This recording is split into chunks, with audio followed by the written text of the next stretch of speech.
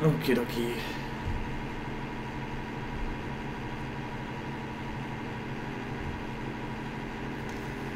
All right.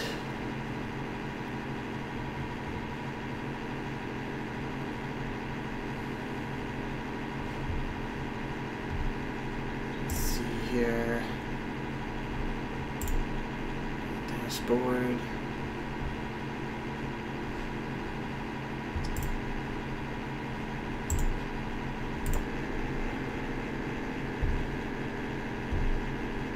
Alrighty.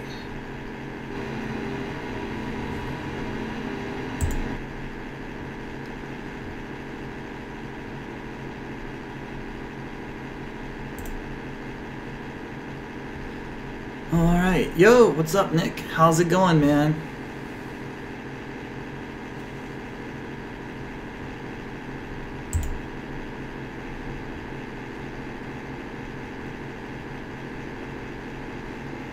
See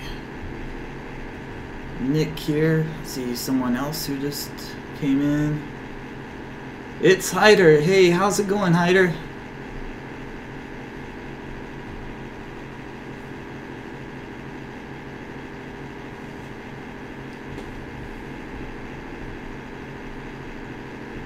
Glad to see you join.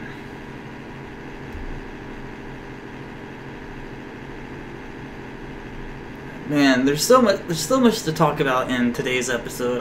I can't tell you guys just how happy I am that, you know, for what they did out of the light novel in today's episode was fantastic. Because, to be honest, I was worried. I was worried after I saw the preview that was released on Monday because of just how it was translated out. And I was afraid that they were going to, like, reinterpret how, you know, the Switch Hime scene was done. But they chose all the right scenes. Now granted, they did miss a couple of scenes. Like, some people were stating on 9 Anime earlier, you know, that, you know, they did not go into, you know, what the name of Hercules' sacred gear was. They went into the name of what his balance breaker was, but they didn't go into what his sacred gear was, or what it can do, actually.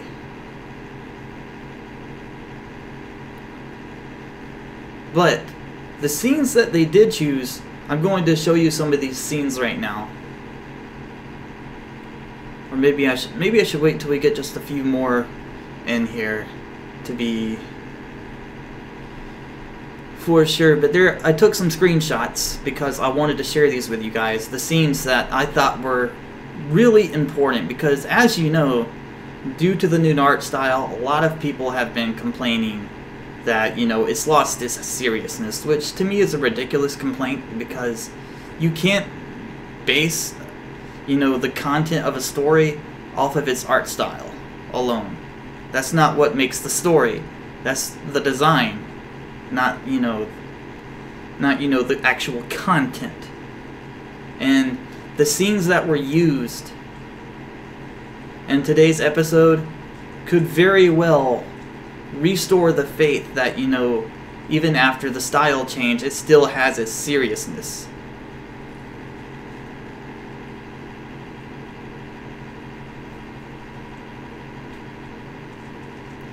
Yeah.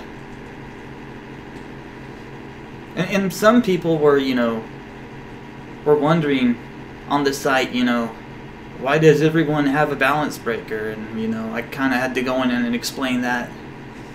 You know, anime onlys, you know, they don't really understand it. But when I went to Ishibumi's Twitter account after the broadcast actually ended, a lot of Japanese fans were extremely pleased with how today's episode turned out. I was so thrilled because it made me even more hyped to watch it. And I gotta say, after I finished reading the fight yesterday, I'm so pleased with just how well they did. adapting it in today's episode. Especially with the Switch Hime scene, it was absolutely fantastic. That is the perfect way to end that episode before we go into the next. I was just, like, literally, I wanted to start crying, but I didn't want to, but it looked absolutely fantastic. I'm going to go ahead and share some of these screenshots that I took from today's episode. In case these people from Hero Faction either born with those gears or those gears. I think some of them actually got the gears. Some of them might have been born with them. Like, I know Leonardo was born with his. But let me go ahead and share some of these screenshots with you guys.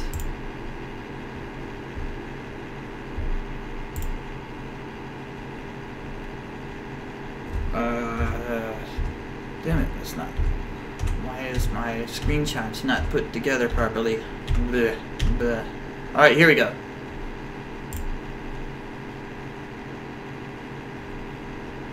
We should be switching over soon to my screenshots, and I can kind of go from there. Sorry, they're kind of in reversed order. Like, I had them all stacked properly so I could go through them, but just kind of scrolling back through so I can get to the ones that's most important. Alright, so this is a scene right here that I wanted to see out of today's episode, because I feel that, you know, for Kuno to actually have some kind of defense for herself and put up for her mother is really important, instead of, you know, just making her be, like, you know, weak and having to be defenseless. I was so glad to see that they threw in the Kuno fireball, because it's just so adorable. You know, she wants to protect her mother. That was probably one of the most touching moments out of the fight for me before the actual main event took place, was Kuno's fireball. I was so happy to see it. And of course, now we're going to go into the QB, Kuno's mother as the QB Fox versus Virtua, which I gotta say was absolutely fantastic animation for that.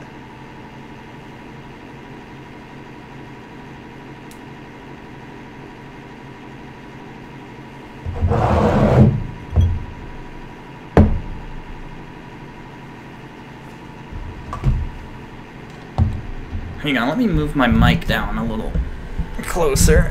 Okay, here we go. Can you guys hear me a lot better now? Alright. But anyway, yes. This scene right here, where it's the QB versus Virtua, was so incredibly done. I loved it. I was so happy to see Saji's Dragon King form take place.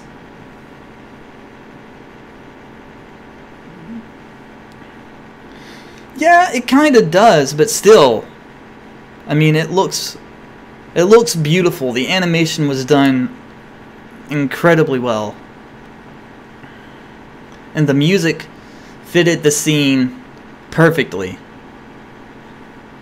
Like, throughout this whole entire episode, the music was on point for each important scene.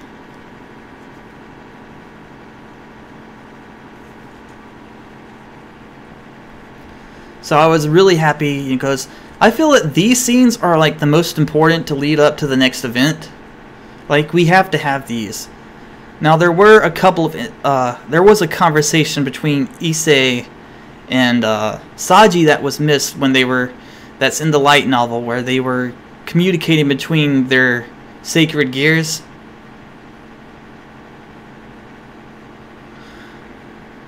What's up, man? Glad you made it.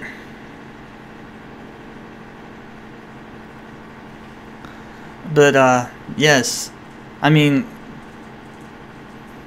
seriously, guys, the fact that they put these scenes in today, these are some of the most important scenes from the fight right here. I mean, it's all leading up to the next episode, which is going to be fantastic. We already know what we're going to see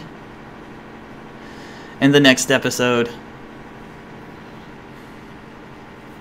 because it's displayed in the opening. I mean, we already know that we're going to get to see his new promotions in the next episode, because it's been displayed in the opening. We already know we're going to get the new guest that is coming in the next episode, which Hime is going to be continued into the next episode. And then we're going to be heading directly into Volume 10, which I'm wondering if they're going to start from, you know, the extra chapter called Maven, because that would be great if they did that.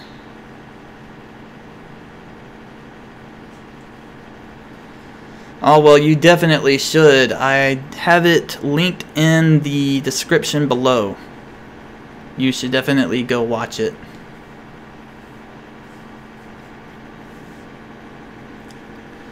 But granted, you know, even in this scene right here, where it's the QB versus Vertra in Saji's battle, there was a scene that was missed, and it's when Issei was, you know, communicating to Saji and Vertra through his sacred gear, which is in the light novel.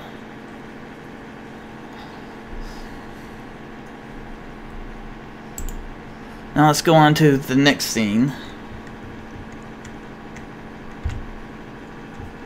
Alright, now we're getting to the balance breakers of Jeana's balance breaker, which should be coming up here real soon.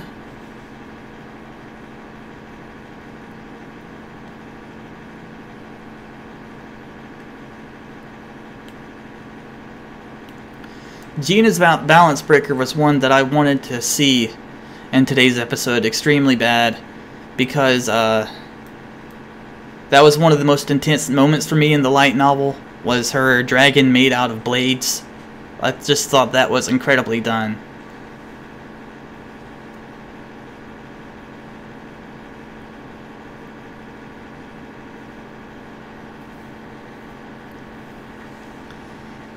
So when I saw this, when I saw Jeana's balance breaker, like, I literally, like, I flipped out. I was just so happy.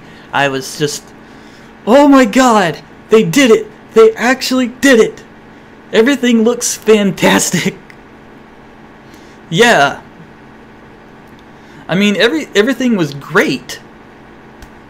Granted, they did miss, you know, Hercules' introduction of what his sacred gear actually is called, but they did introduce what his balance breaker was called. And the lines were a little different when it came to Hercules, but other than that, I mean, everything was perfect today. I mean, they have done a magnificent job adapting today's episode. I was so happy, because I was worried yesterday after I finished reading, you know, the fight, and I was like, are they going to adapt it properly? Are they going to cut things out? But they really didn't cut out any of the important stuff. Maybe one or two things are missing, but other than that, I mean, way better. Way better.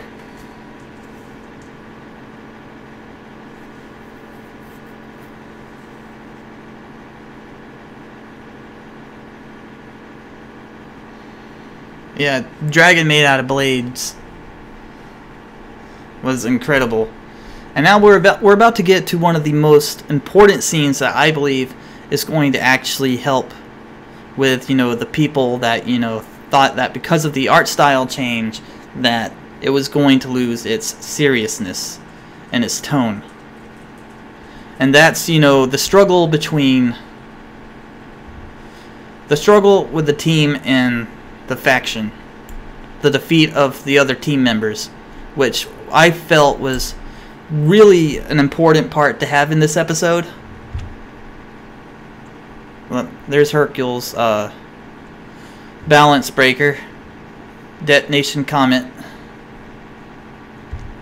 But here we are.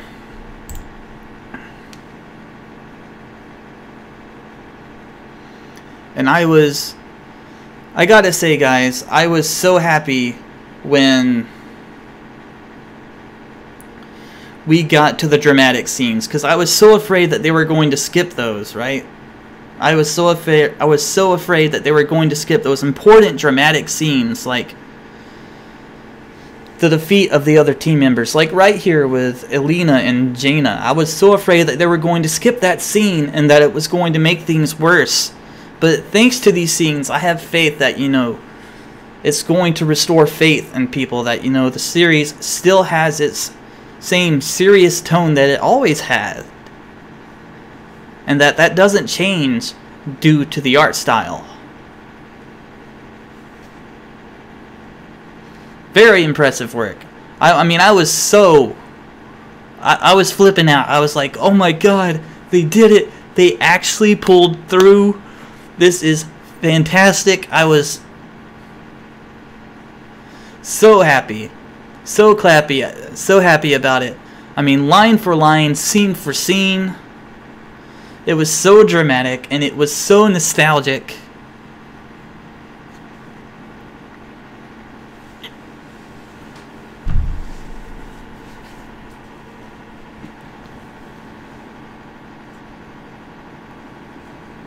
Because these scenes are important. Like I seriously felt like I was going to be disappointed if I did not see these dramatic scenes happen.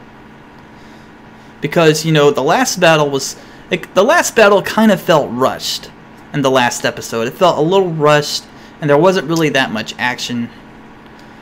This episode, the action was much more intense and we got those dramatic sequences in. I was so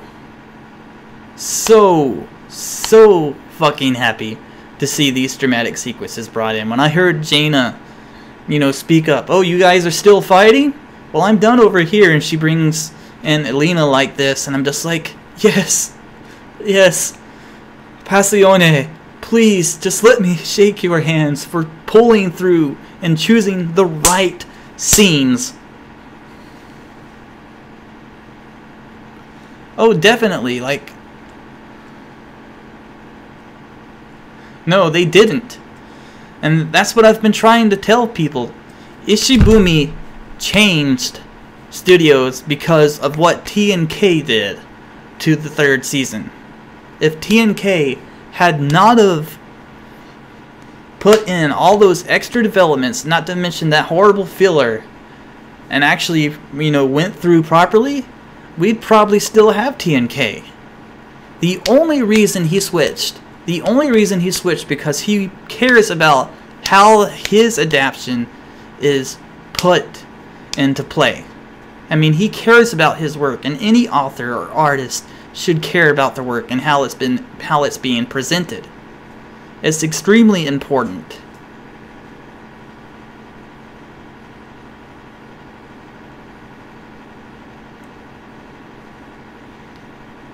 And I gotta tell you guys, I've loved the art style from the first episode going in. I mean, it's really not that different from the prior ones. The detail's just a little bit lighter, but I mean, other than that, everything looks fantastic.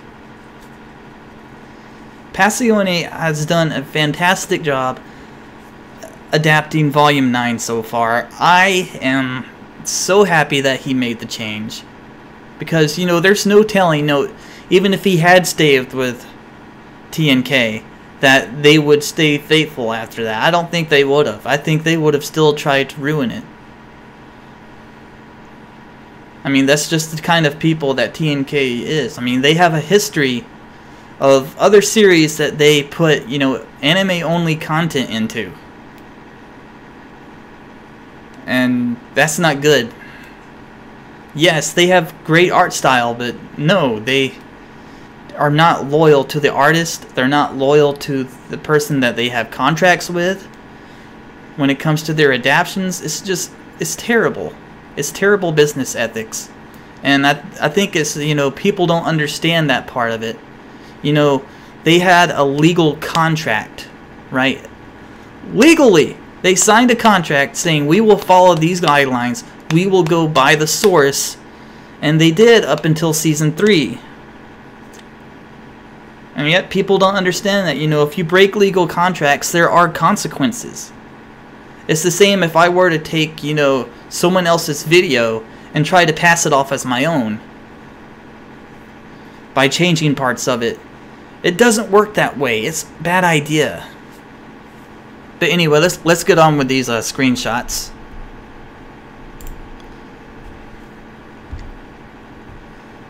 Alright. Going into the next screenshot where the whole team is lying down before the rest of the faction, and Issei is starting to struggle.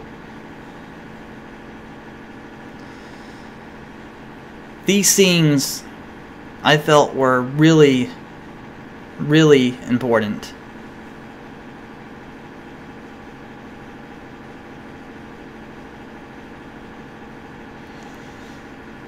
This was incredible. Like I noticed like in the light novel, right, that, you know, there was a lot more detail put in the light novel when it came to this scene.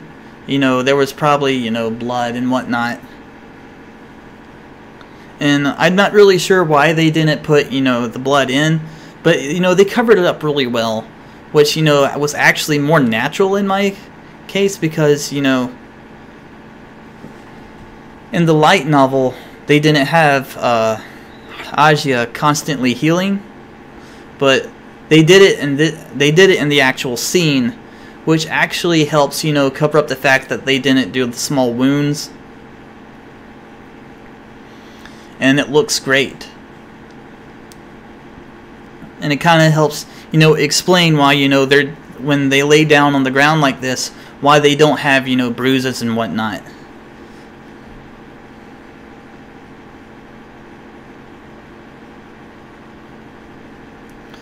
But these dramatic scenes right here, right, are what I believe is going to help, you know, restore the faith in those people that thought that because of the art design change that it lost its serious tone. And that's very, very unlikely, because Ishibumi cares that his light novel is adapted properly, and so if he wants it adapted properly, he's going to make sure that everything stays the way it should be.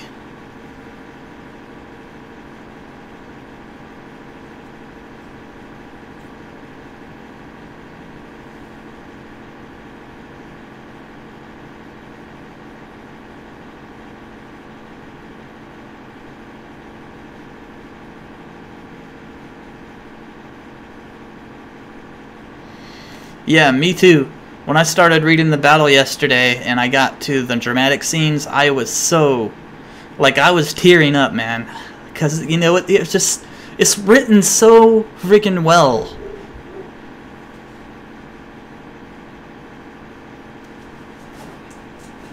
Yeah, I mean, they did an excellent job, you know, explaining why, you know, the injuries weren't there. Because Agia was constantly healing them.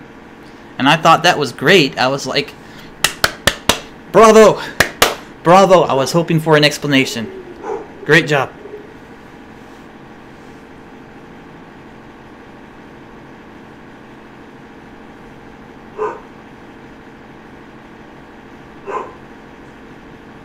You guys can hear my dog barking in the background. Sorry about that.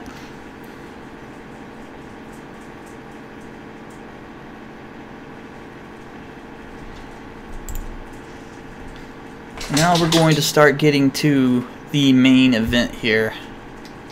Like, okay, here's one of the most touching scenes that I saw that I really wanted to see out of the dramatic sequences. And that's where Agia is crying and she is healing the rest of the party.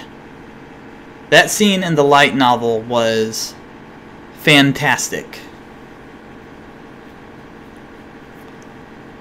Although I kind of wish that in this scene right here that, you know, there was actually tears being shown, because you can't really see if there's any tears. You can hear that she's crying, but you can't see any tears. I think if they had a little bit more detail in this scene, it would have helped a lot more. But still, I mean, the fact that they had this scene in there was great, because I really was looking forward to it.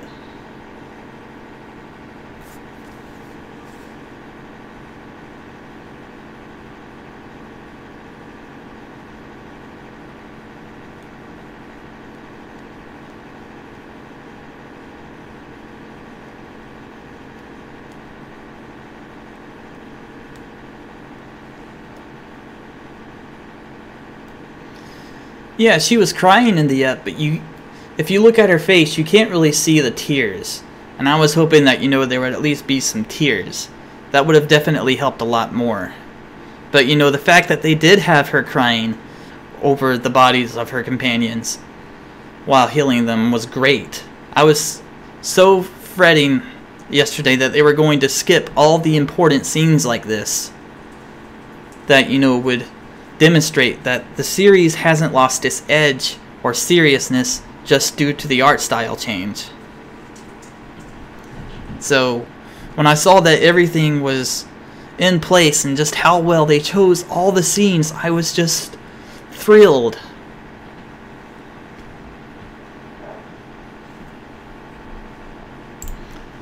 Alright, and now let's see, we're gonna get to Issei's struggle scene where he's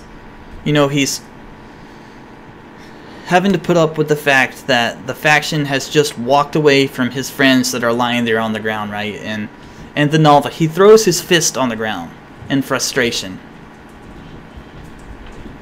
And that was an important scene for me, and they did that in today's episode so well. I love that they put that scene in there.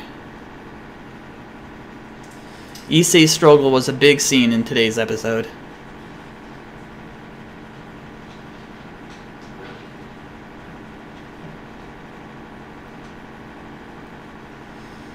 No, she definitely didn't lose hope, and I think that's a great way to put it there, Hyder. Yeah, Rugal, the next episode's going to be fantastic. Like, some people have absolutely no idea, and I don't want to spoil anything, but it's going to be epic.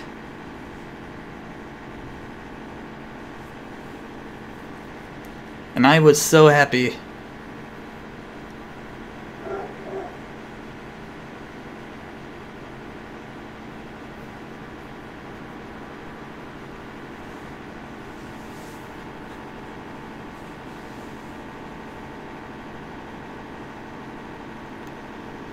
Yeah, I mean, every single scene that was in today's episode was important to show that, the series still has its serious tone, that it can make people, feel things. And that's really important because it's going to help. This is what I believe. I believe it's going to help, with those people that thought that it lost its edge because of the art style. But in today's episode, you can clearly see that it hasn't. The story still remains the same, and it's just been so wonderful so far.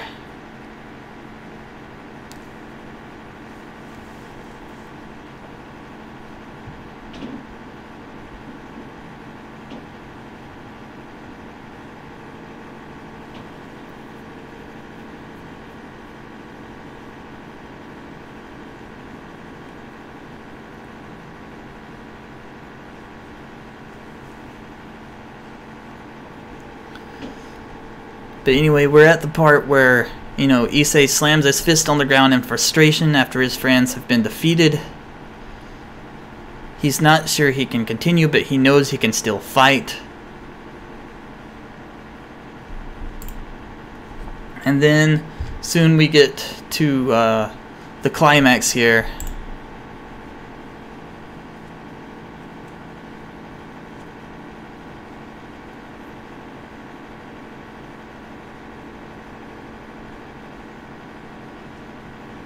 Yeah, it definitely reminds you of that. Although I believe, well, I mean, we all know that Soul could definitely destroy Riser. But I was glad that, they showed, Issei's struggle in the episode, because that's really important.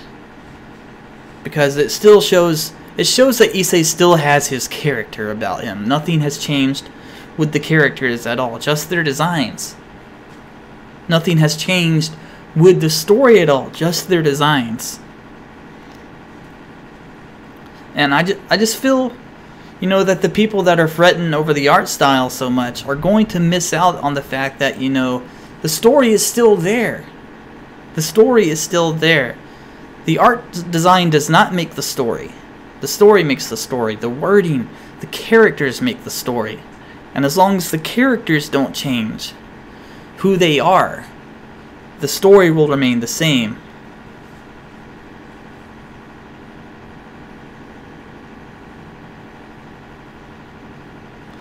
Yeah, definitely. It was very nostalgic, Nick.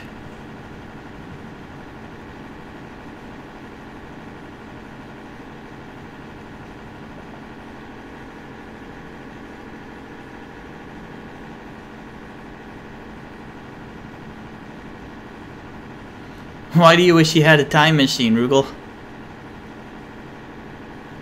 Well, you removed your message. Well, I guess you don't. Well, I'm still gonna ask. Why do you want a time machine, Rugal?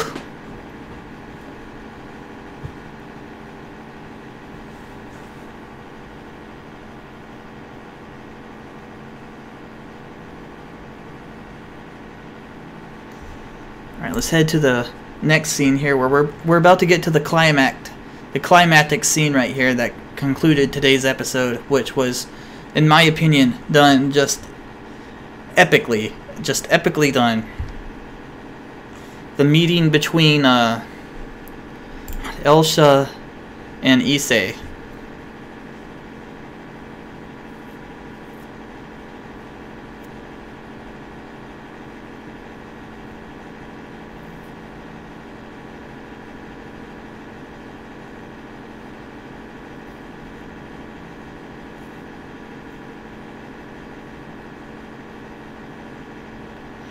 Now, this meeting between Elsa and Issei right here was, in my opinion, done pretty damn well. And let's not forget, well, I'm not sure. I'm hoping that, you know, we get introduced to Belzadar in the next episode, because that's in the second half anyway. And I have a feeling that, you know, if they've gone this far into, you know, the whole introduction of his new skills, by using his potential, that we'll definitely see Belzadar and Elsha here, you know, give their final farewells to Issei in the next episode.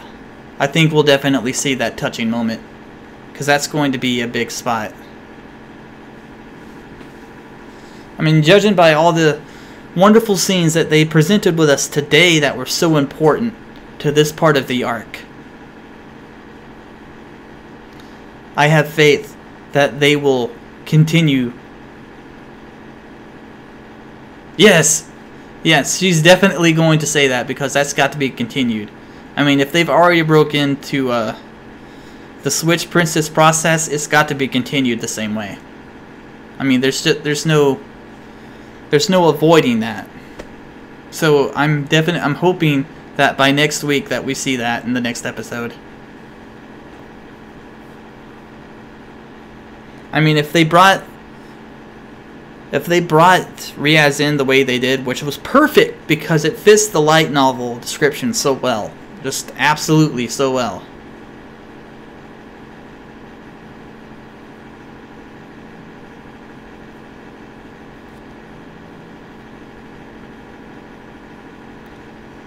Yeah, because Elsha's still got some lines that she has to go through.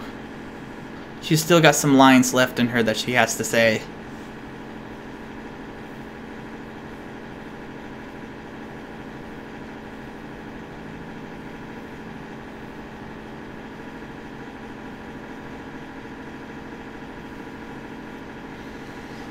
But from here we're going to break into the climactic scene, which is the actual summon. And in my opinion, guys, the summon was the most epic part and the perfect way to end today's episode. It was just done so well. The animation for it was done so well. You know, Issei looking up at the sky, seeing Riaz come down after his summon, and then Riaz's expression, which I'll get to in the next screenshot.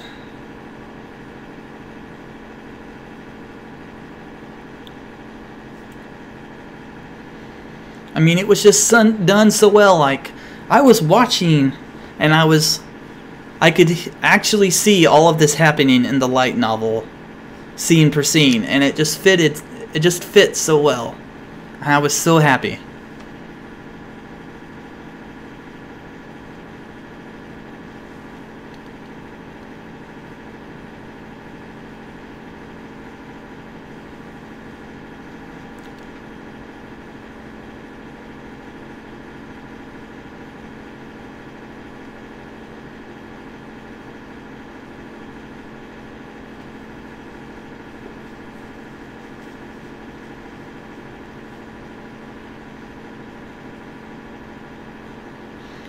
Yeah, definitely. The magic circle was done incredibly well.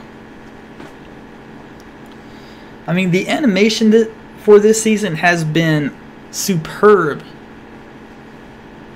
I mean, Passione has incredible animation. Their animation department is fantastic when compared to TNK. Just absolutely fantastic. Though their art design is a little less detailed, it works better with their animation because their animation is top-notch.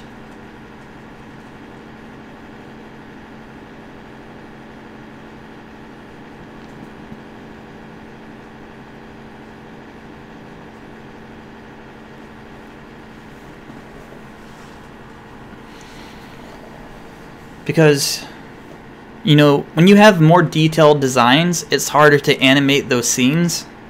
And that's probably why TNK wasn't able to animate so well in the last couple of seasons. Because, you know, their designs were incredibly detailed, yes, but their animation department was surely lacking. I mean, a lot of the battles were mainly slideshows and close-ups, and there were a few well done, you know, intense scenes, but I mean, other than that, it was mainly slideshows. This season, the animation has been so fluid, and it looks great, and I just have nothing but gratitude for this season. And I've also heard, well, actually, I've read on Ishibumi's Twitter that, you know, several, you know, Japanese fans are satisfied with the season so far. They're already asking for, you know, volume 11 and 12 to be adapted into season 5, which is going to be absolutely fantastic. Oh yeah, definitely. They're definitely way better than DnK, and I've been trying to explain that to people, but, you know, they're caught in nostalgia.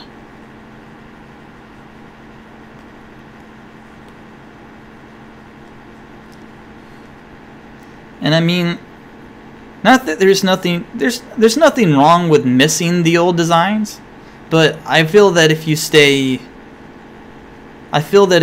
you know, caught in that nostalgia, you're going to miss out on the actual story and what, you know, High School DxD actually is. And that's all I've been trying to relay to people, is like, stop being stuck in the nostalgia.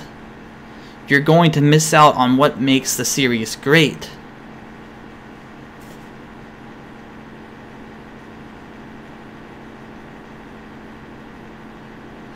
Yeah, I mean, the reason Ishibumi switched was because he wanted to find a studio that would, you know, follow the contract guidelines, pretty much. He wanted to find a studio that was going to be loyal to the contract and that was going to follow through on the light novel, because after season 3, the fan base dropped dramatically. Like, it took a nosedive after season 3.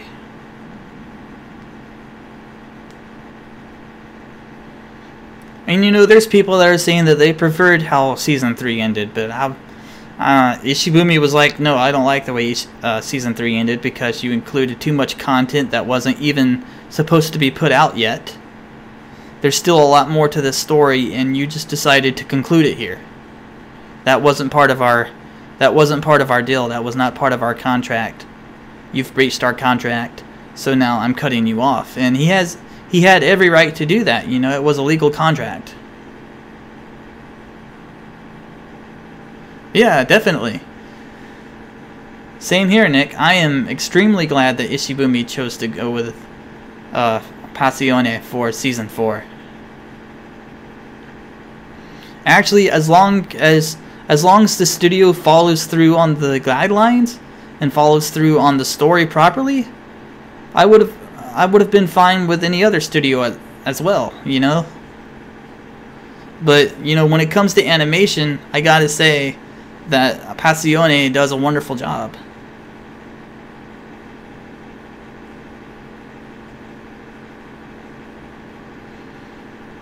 Yeah, I mean, they're not going to mess it up. There's no way they're going to mess it up, and I find it hard to believe that this is going to be the last season. I mean, there would be no reason to switch studios just for one more season. You know what I mean? I find it very hard to believe that, you know, Passione is in for just one ride. So there's definitely going to be more.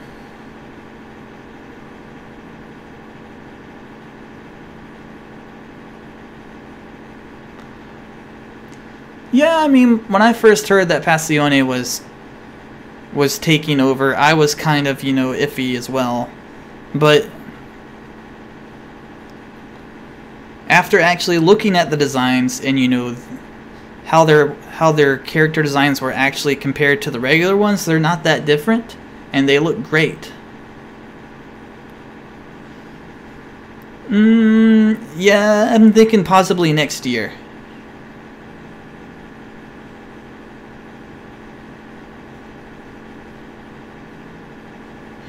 Anyway, let's get to the final screenshot here, which is when Riaz actually appears from the summon.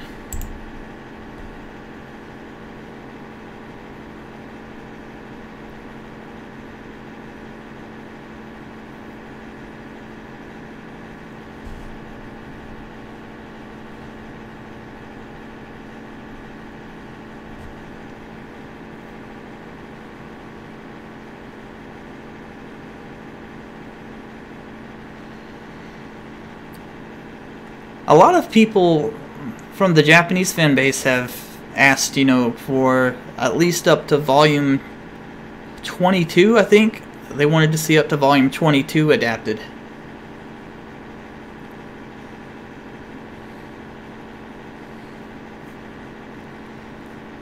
But me, honestly, I'd be glad if we just get maybe 2 more seasons out of it.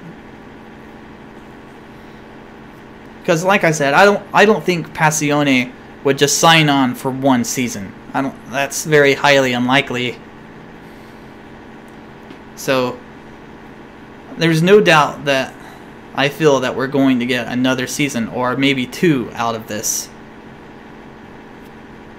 Especially since we're being introduced to Issei's new promotions.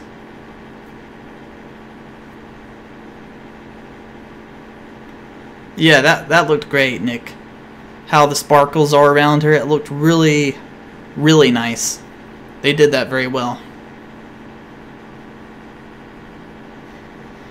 Oh yeah, Rugal, and she'll actually say that, or something close to that, in the next episode, judging from the light novel.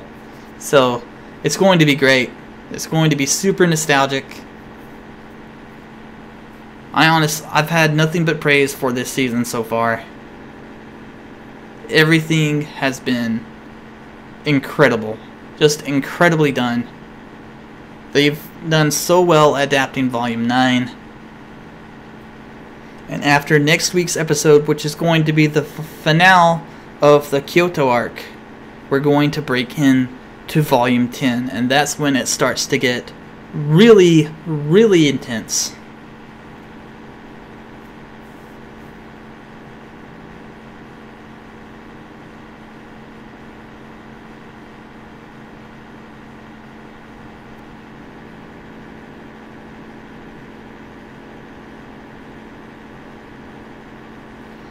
Yeah.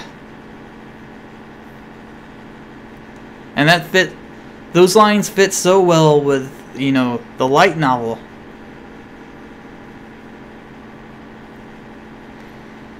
Yeah. Well, we're definitely going to hear something along those lines, if not word for word from the light novel, because so far in today's episode, everything except for like maybe 2 scenes was word for word. And it was just so nostalgic. I was like, I'm so satisfied with this episode.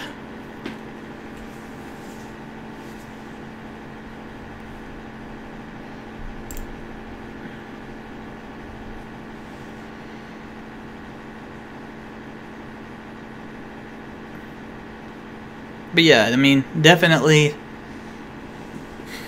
I don't think Passione would just, you know, sign a contract for one season. There's no way in hell they would not ride the hype train of High School DxD. Especially after how well they've been doing with this season. Do you honestly think they would just do 1 season? I don't think so.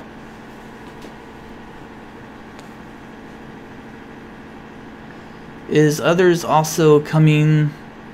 What do you mean by that, Rugal? Like other people to the stream, or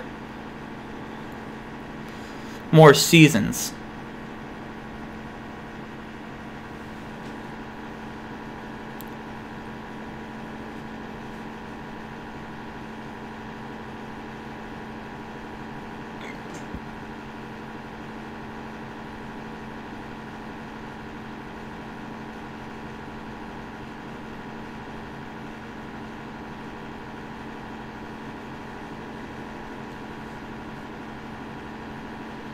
Anyway, do you guys have any questions?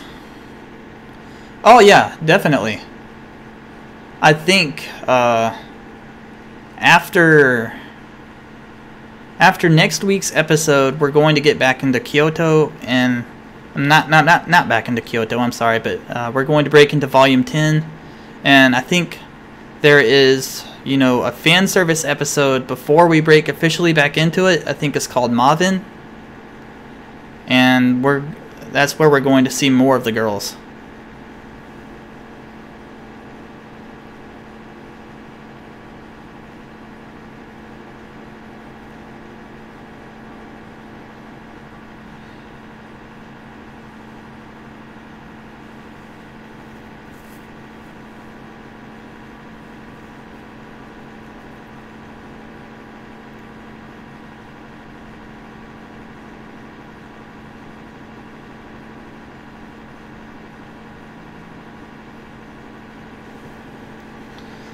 But yeah, I'm so excited for next week's episode, because judging by today's episode, everything is going to go accordingly. And that means that Volume 10 is also going to be done accordingly, which is going to be extremely epic.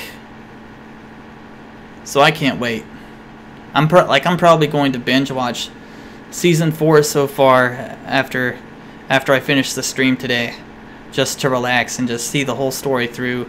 I'm thrilled of just how well it's been done so far. Like, I would not have expected it to be done this well, but I mean, they have exceeded my expectations, I should say. Like, gone way beyond my expectations as far as adapting from the light novels. Just beautifully done.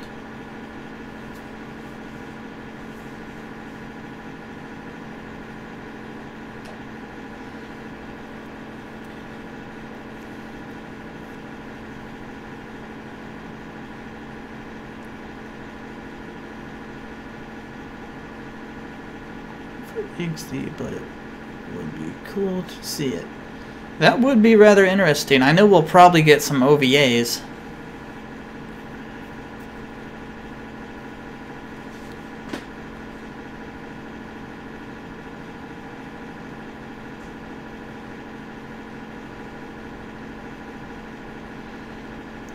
You guys got any questions for me? As far as today's episode goes, or next week's episode?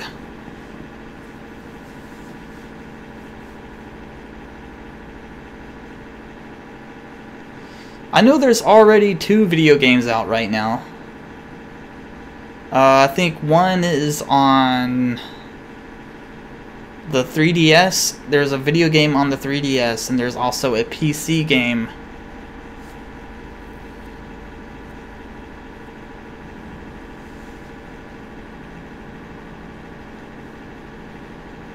So I have no doubt that, you know, they'll probably come out with more merchandise, and, you know, some of those will be some more games. Got to sell the merch in order to get the funding.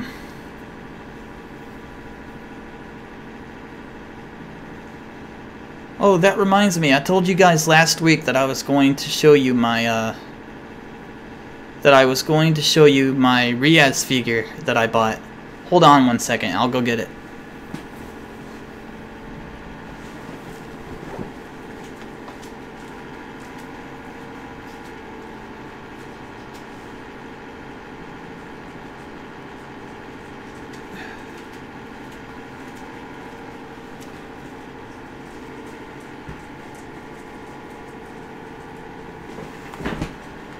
Okay. Alright, I'm gonna switch back to my regular screen now. Alright, here we go. So that you guys can see the figure a little better.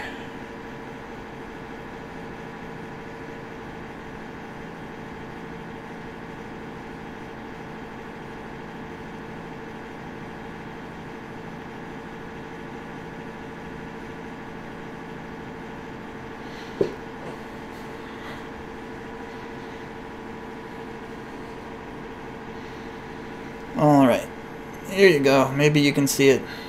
Perhaps you can see her a little better now. Can you guys see her alright?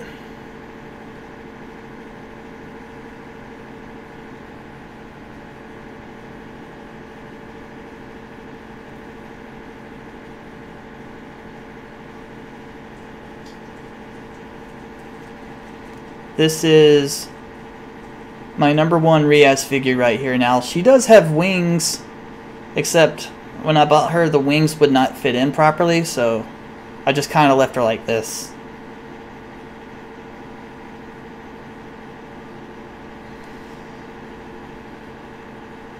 Oh yeah, I mean, and her top comes off too, and it has very nice soft flesh. But I'm not going to do that here because, you know, of YouTube guidelines and stuff.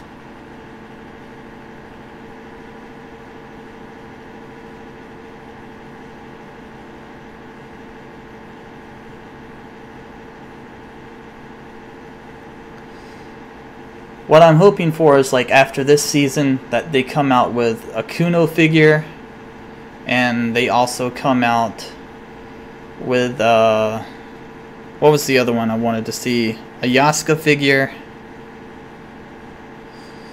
I bought this off of AliExpress for around $30.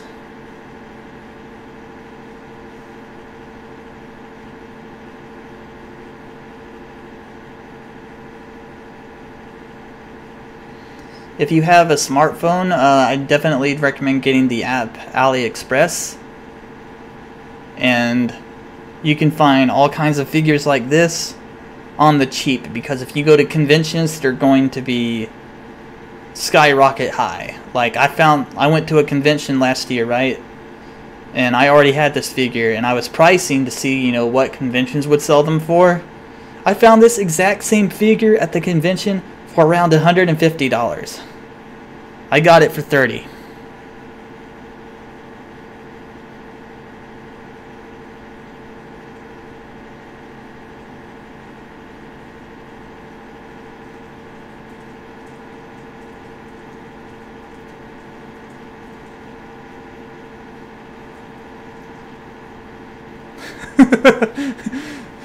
Jay's like, Take my money!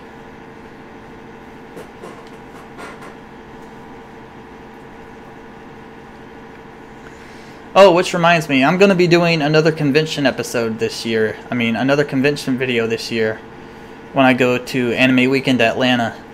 And I'll probably be getting some more merchandise while I'm there, because I haven't splooged at a convention in a long time. So I'm definitely going to be looking for some figures for some of my favorite series, and I'll be showing those to you guys. Yeah, I mean, convention stuff is really expensive. That's why I'm telling you, if you have a smartphone, right? Yeah, AliExpress. If you have a smartphone, just, or I think you can even access it on computer. Just go to AliExpress, and you'll be able to find these exact same figures for, I don't know, around 25 to maybe tops in the 50s. But it won't go any further than that.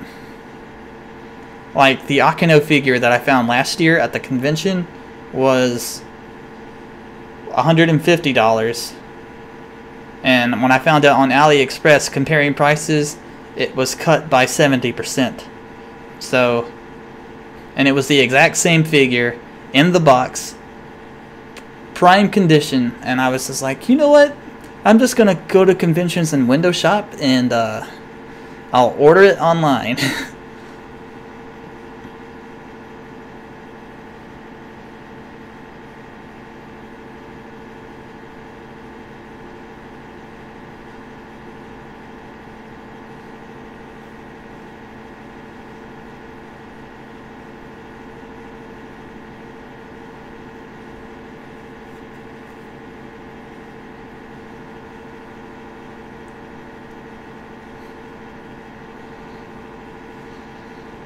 But yeah, I mean, any figure that you try to buy at a convention is going to be priced high, especially if it's High School DxD.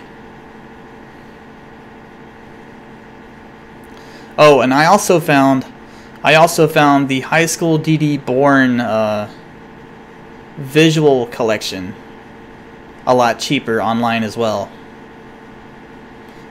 When I went to the official Reddit page for High School DxD, they had a link out for the High School DxD Born official visual collection on Amazon, and it was around $30.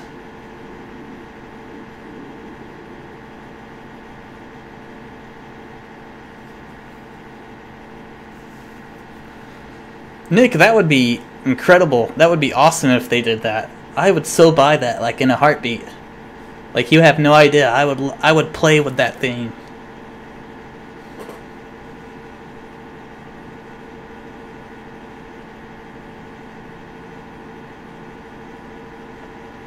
Yeah, I mean, and AliExpress, they ship really fast too, so once you order it, I think it'll take maybe 3 days tops to get there, sometime sooner.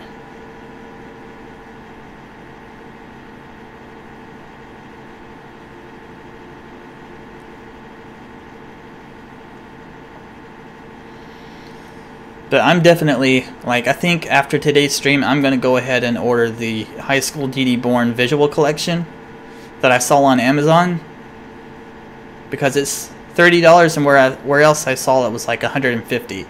So $30 versus $150. I'm going to spend that $30 and get the entire visual collection.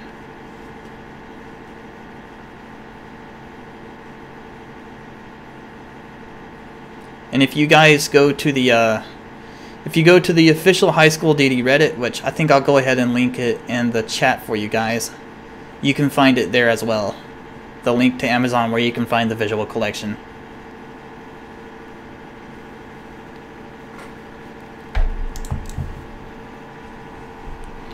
Let's see.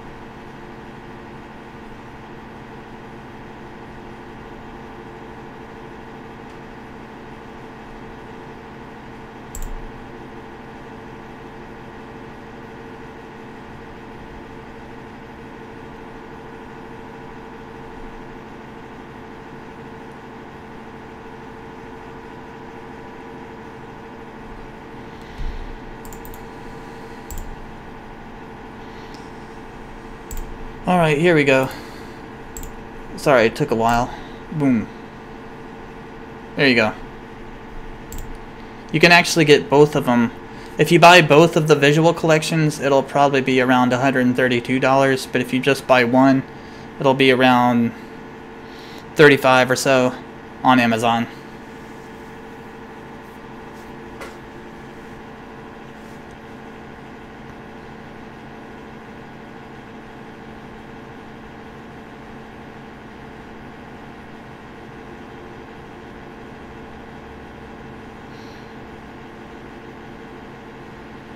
I wouldn't know about that. I wouldn't know about that, Rugal. I would still give it a try.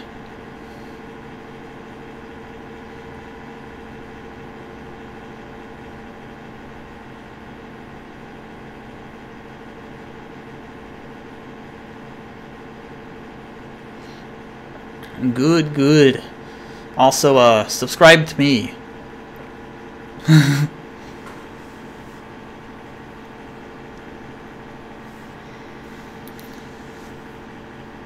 But yeah, I mean, I plan to get a couple of more figures to complete my collection so far. I need to get an Akano figure.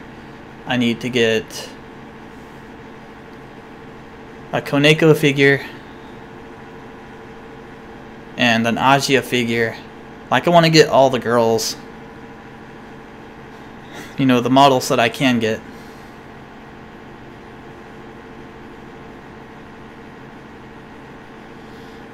$50% off. That sounds really good, Nick.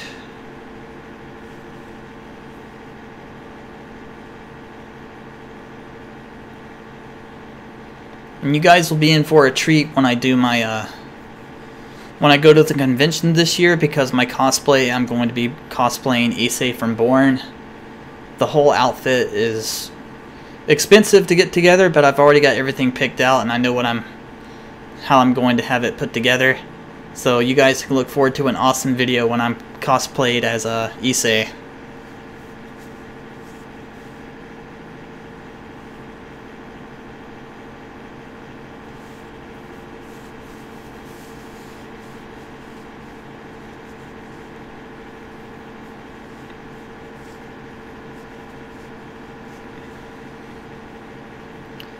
Another thing that I'm really glad for is that people are starting to warm up to the new designs.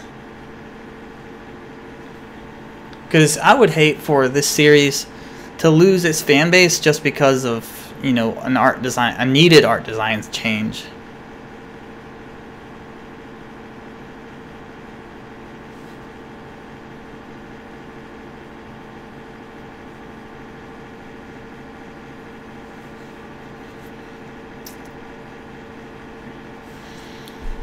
But yeah, that High School DxD Born visual collection, Japanese oversized, it says $45 on Amazon, and that is definitely worth getting for $45. And you could possibly get both of them if you wanted to, but I'm just probably going to get the one and I'll get the other one later. But I mean, Amazon, definitely the place to go.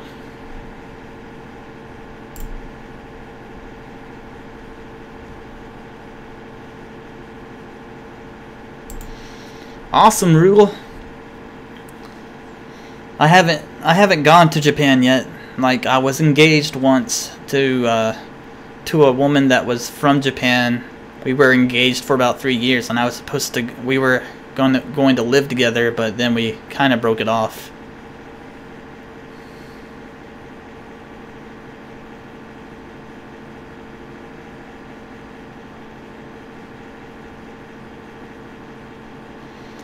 I've been studying Japanese for around 20 years.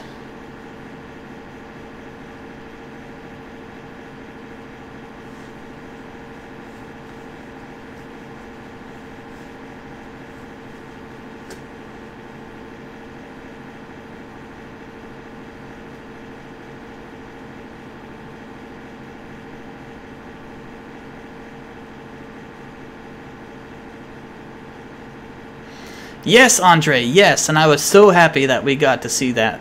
I was so happy that we got to see it. I was so happy that we got to see Dragon Blaze. Because that was another thing that TNK did not do, along with, you know, Ajia's and Koneko's feminine developments that they had through volume 1 through 6. I don't know if you guys noticed this, right? But Passione has done a fantastic job when it comes to paying attention to detail of the characters. Like, seriously, if you noticed, and through the seasons that TNK did, right? Agia and Koneko did not develop at all, and Koneko's design itself was absolutely terrible. She was so flat. She had absolutely no curves to her. This season, but before I break into that, but however, in the light novel, right? In the light novel 1 through 6, Agia and Koneko start developing in the chest, and they start to gain more feminine looking bodies. And this season, you can see that change. You can see the changes that were supposed to happen in volume 1 through 6 with Agia and Koneko. Koneko has curves. She's also a little bit more developed in the chest. She looks incredibly better. And when I first saw Koneko's design in the first episode in Life 1 of this season, I was thrilled. Like, that scene with Issei, like, literally brought me to tears because it was just so adorable. Like, if it came between this Koneko and the one of the past 3 seasons, I'm going to have to say that this Koneko is tops.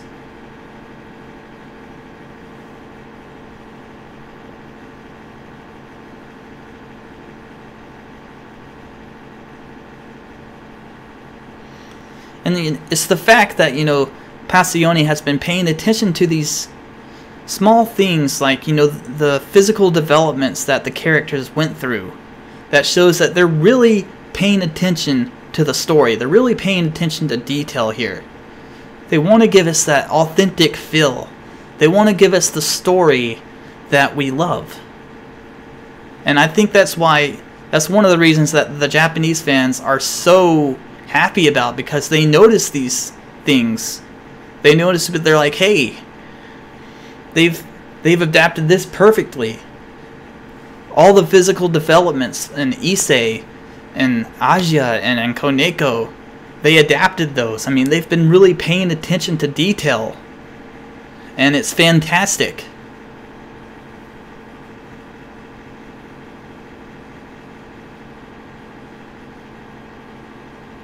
What do I think of the manga adaptation? I love it. I started off with the manga and light novel in the first place, and the manga and light novel we already had, like, before the series even started, we already had 2 character designs anyway. And it's very nostalgic to have this season the designs from the light novel. Also, they're closer to the manga as well, and, you know, it's just so nostalgic and beautiful at the same time. Some people say they look terrible, but, you know, they're just caught in their nostalgia of the past 3 seasons. Probably didn't start from the light novel or manga, and they probably didn't like the light novel's version, or, you know, the manga version. But, you know, me, I liked them both. So when I heard that, you know, the designs for this season were going to be based off the light novel, I was thrilled.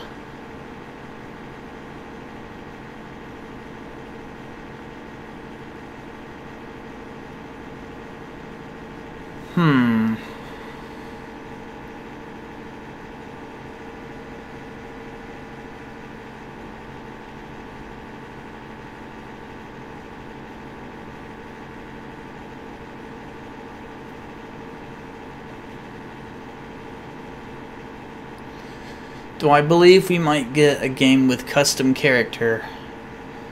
That's a good question. I mean, we could get one. That would be interesting.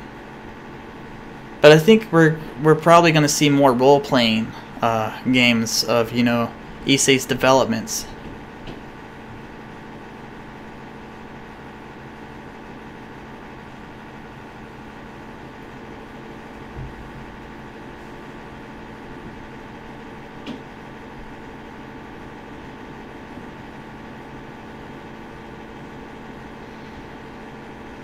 But so far, this season has been absolutely incredible, you guys.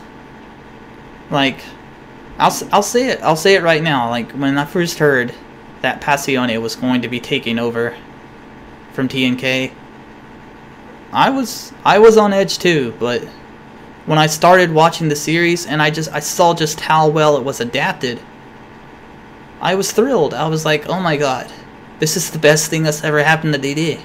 We finally have a studio that is going to, you know, follow through on the adaptation and do them correctly.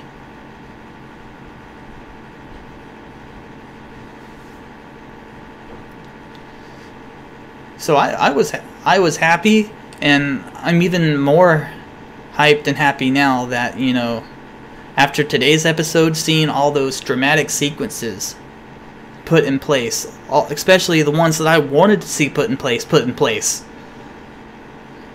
done brilliantly, just like almost literally brought me to tears. I was so happy.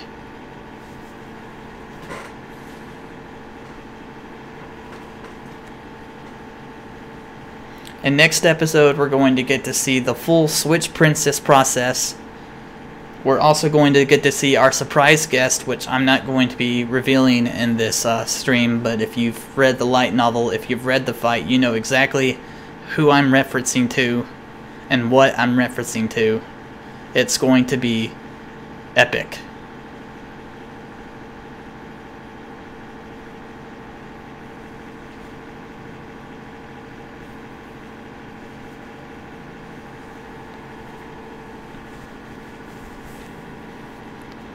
Yeah, that was one of my reasons too, Nick, was because they did Roka, and Roka didn't do so well, but High School DxD Season 4 so far has been incredibly done. So their reputation is going to boost through the roof, which means we're going to get to see more works from Passione in the future.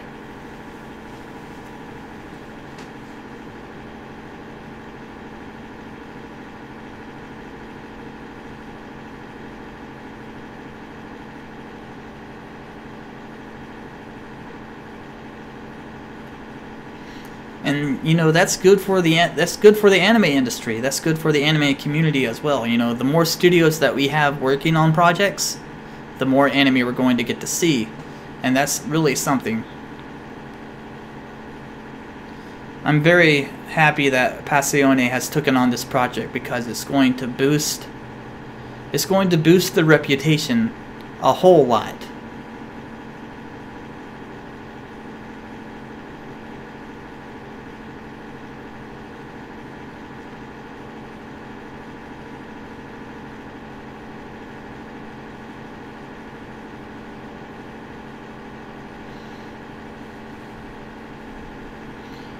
I liked Roka mainly because Fremi was my favorite character from Roka, the Gunpowder Saint.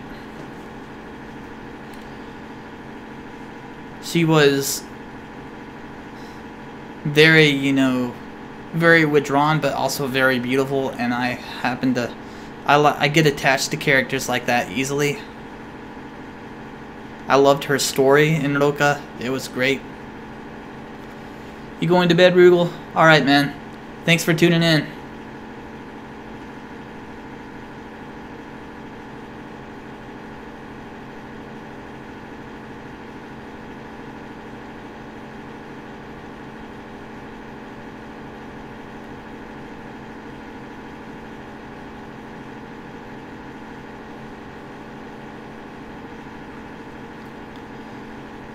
But yeah, so far this season has just been incredible. Like I said, I had my doubts at first, but I don't have any more doubts about the season. It's going to be incredible. It's going to be incredible all the way through. The adaptation from Volume 9, the pacing has been on point. Every single episode. So we know that the next episode is going to conclude the Kyoto arc, and then we're going to break immediately into Volume 10, which is going to be even more intense. We're going to get to see the animation value skyrocket through the roof.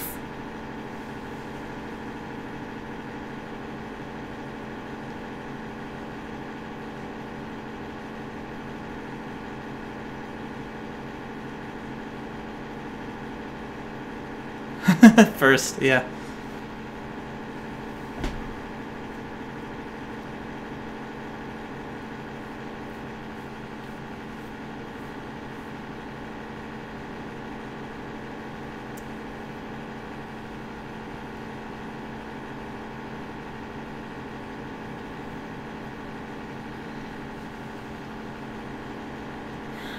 So yeah, I mean, I can't wait for us to break into next week's episode. It's going to be incredible. The Switch Hime has made her appearance. We're going to get to see all of Issei's new transformations. That battle, the final battle with Soul is going to be epic because of those transformations.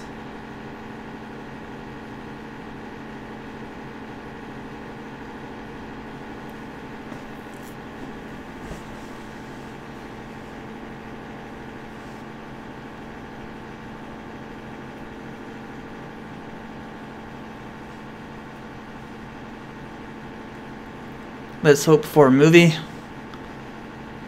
I'm hoping for a movie. As long as it's not a real live action movie, I think we'll be okay. I think I've seen enough, anime adaptations go live action that I'm kind of turned off to them now, but if it's an animated movie, I'll go for it.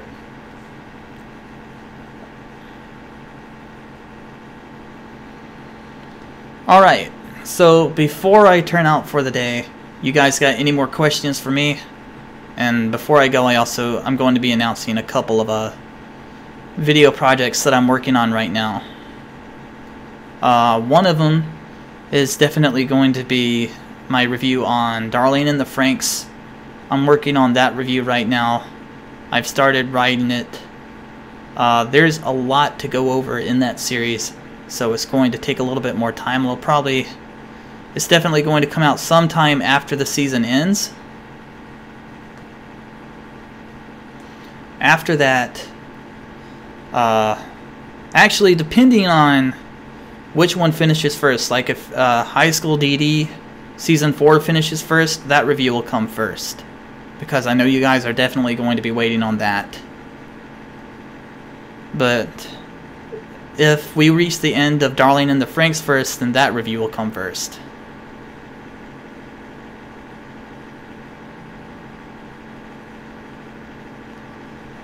Other than those two videos that I'm working on, I'm also going to be looking into more anime news, because I know you guys have been asking me about, Season 2 of Is It Wrong to Pick Up Girls in a Dungeon, as well as, some other series that have been said that they're going to have some sequels, so I'm going to be looking into those. I'll be going back through the old streams, the past couple of streams that I've done in the last few weeks, where you guys mentioned the names of them, and I'll be looking up the info for those, so I can put it all into a video for you guys on the information that I have. So I hope you guys will look forward to those videos. They're going to be good, especially the High School DxD Season 4 review and the Darling and the Franxx review.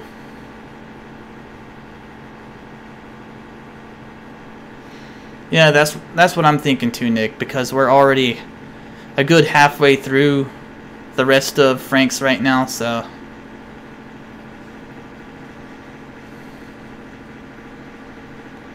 I definitely plan to have that review of Darling in the Franxx be in detailed and very informational for you guys, because that series is a masterpiece, and I'm going to go in detail in my review on it, just why it's a masterpiece.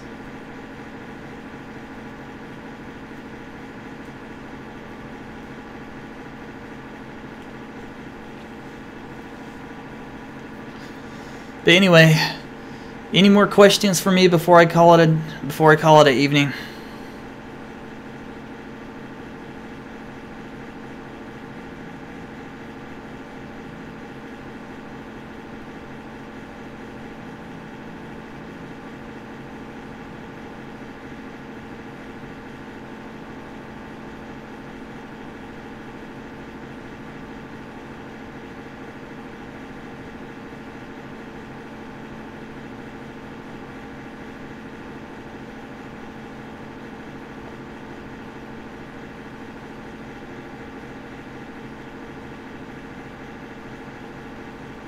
Any more questions from you guys? Let's see if I missed anything where I was just, you know, talking away.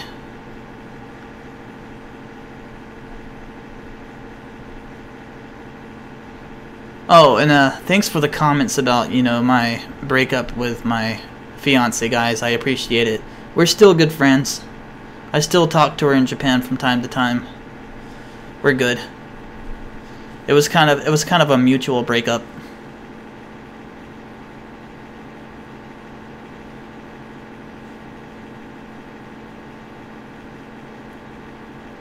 My favorite sacred gear? I'm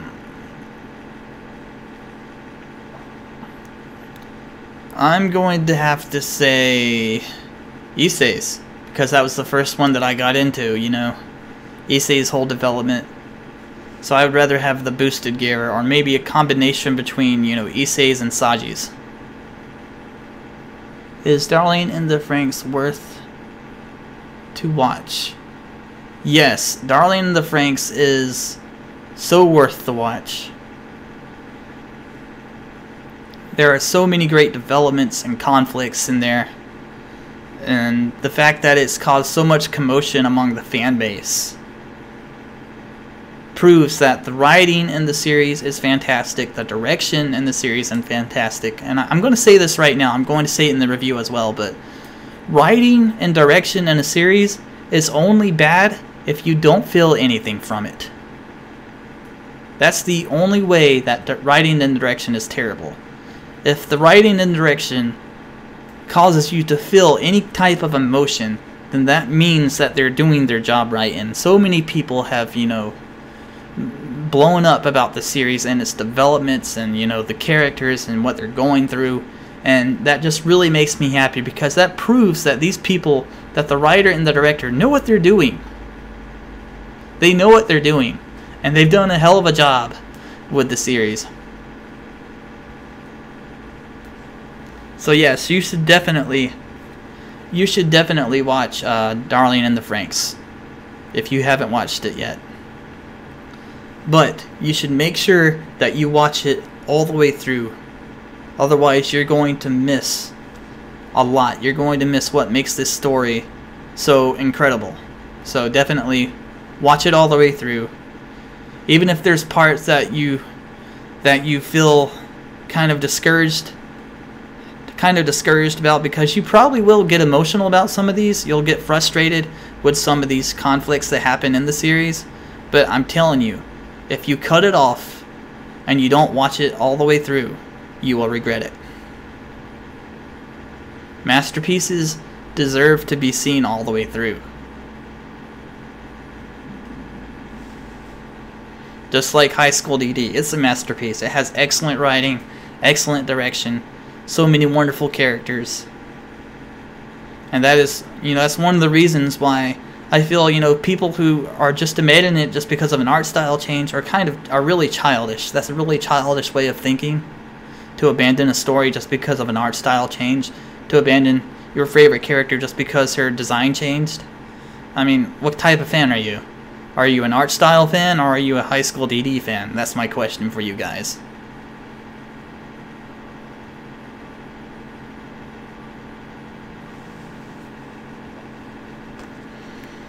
Because art style is not everything. Art style is not the only thing that separates anime from regular animation series. It's the stories. It's the developments that the characters have, their conflicts, and how they grow and, you know, develop. That's what's important in anime. That's what really separates it from anything else. It's the emotion that we feel from the stories, it's characters, and the developments that the characters go through. It's their experiences. That's what makes anime separate from any other type of animation. Not just the design. The design is so minor. Let's just keep that in mind. Design is minor.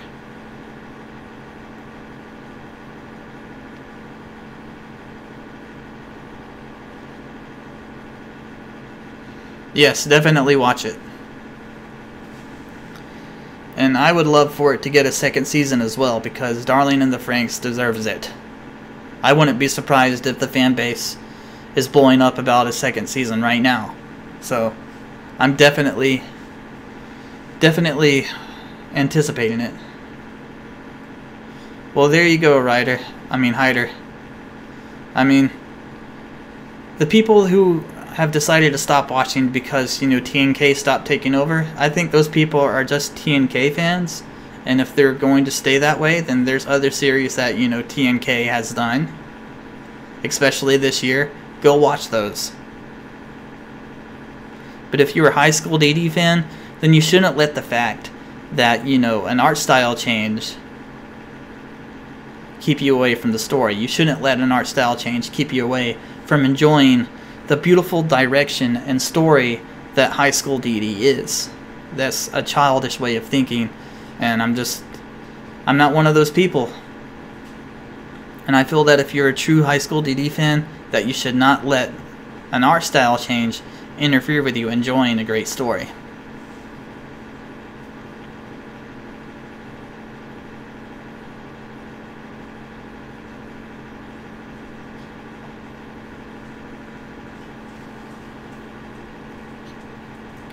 Nick, I will be looking in to see if Monster Musume is actually going to be getting another season. And I'll be putting it in a news video here soon. Probably in the next couple of weeks, because I've got to gather information on some other series as well. So, look forward to it. But anyway, guys, this is going to conclude it for me today. I'm going to go ahead and, you know, break into some other series that I haven't watched yet. Thanks for tuning in. And until next week, I'll see you later.